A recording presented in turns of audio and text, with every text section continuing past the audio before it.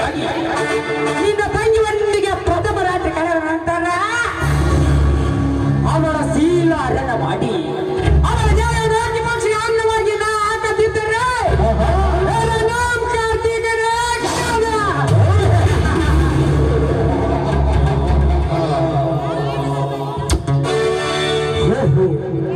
ರೆಕ್ಕೆ ಬಲಿತ ಅಕ್ಕಿಯಂತೆ ಆ ಸಾಗರ ತಂಗಿ ಚಂದ್ರ ಇತ್ತ ಕಡೆ ಬರ್ತಾ ಇದ್ದಾಳೆ. ಬರಲಿ ಬರಲಿ.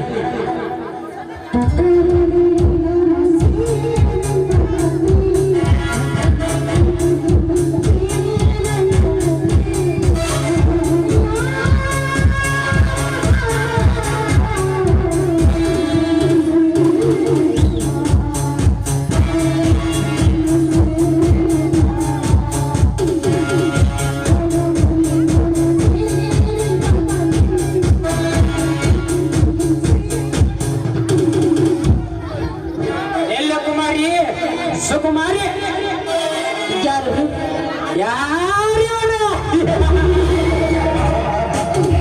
ನಿನ್ನ ದಾರಿಯಾದ ಬಾಡಿಯರ ಸೂರ್ಯನ ಗಂಗೆಯಲ್ಲಿ ಅವರದ್ದು ತಿಂಗಳ ವೀರ ಪುರುಷ. ನೋಡಿ, ನೀವು ಯಾರಾದ್ರೆ ನನಗೇನು? ದಯವಿಟ್ಟು ಸುಮ್ಮನೆ ನನಗೆ ದಾರಿ ಬಿಡಿ. ದಾರಿ ತಪ್ಪಿ ಬಂದ ನಿಮ್ಮದು ಸುಂದರಿಯರ ದೇಹ ಸುಖ ಉಂಟಾಗಲೇ ನನ್ನ ಮನಸ್ಸಿಗೆ ಶಾಂತಿ ವಾಚನ ನನ್ನ ಅಂತ ಮಾತನಾಡೋ ನರಪಶಿವೆ ಇಲ್ಲಿವರೆಗೂ ಮರ್ಯಾದೆ ಕೊಟ್ಟು ಮಾತಾಡಿದ್ದಾರೆ ಚಂದ್ರ. ಇನ್ನೊಂದು ಗೆಜ್ಜೆ ಇಟ್ಟಿದ್ದಾದ್ರೆ ಕಾಲಲ್ಲಿರುವ ಗಾಯದ ನಾಗರ ಹಾವಿನಂತೆ ಬೋರ್ ಕಳೆದು ಮಿಡಿ ನಾಗರ ವಿಷ ತುಂಡುಕೊಂಡು ನಿಂತಿರುವ ಈ ವೀರಪುರ ಪುತ್ರನಿಗೆ ಚಪ್ಪಲಿ ತೋರಿಸಿದ ಅತ್ಯಂತ ಸುಳೆ. ನೀನು ಹೀಗೆ ಹುಚ್ಚು ನಾಯಿಯಂತೆ ಗೆಲ್ಚಾಡಿದ್ರೆ ಚಪ್ಪಲಿಯಿಂದ ಅಷ್ಟೇ ಯಾಕೋ? ನಿನ್ನ ಮೈ ಚರ್ಮ ಸುರಿದು ನನ್ನಂದ್ರೆ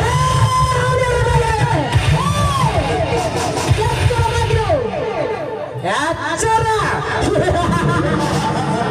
ನನಗೆ ಎಚ್ಚರ ಹೇಳೋ ಹುಚ್ಚು ರಂಡೆ. ಒಳ್ಳೆ ಮಾತಿನ ನೀನನ್ನವರಾದರೆ ನನ್ನ ಸಿರಿ ಸಂಪಾದಲ್ಲ ನಿನ್ನ ಸೊತ್ತಾಗುವುದು.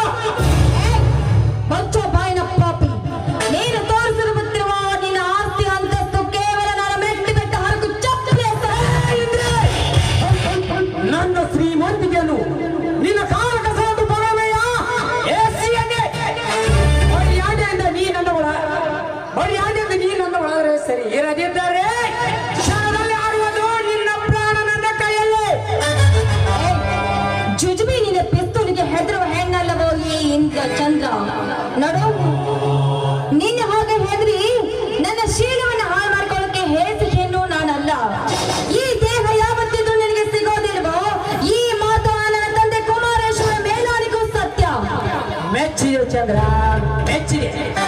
ಏಕೆಂದರೆ ಈ ನಿನ್ನ ಗಂಡು ಎದ್ದು ಕಾರಿಕಿನ ಮಾತ್ರವಂತೆ ಈ ಕಾಟದ ಸೋತು ಹೋದ.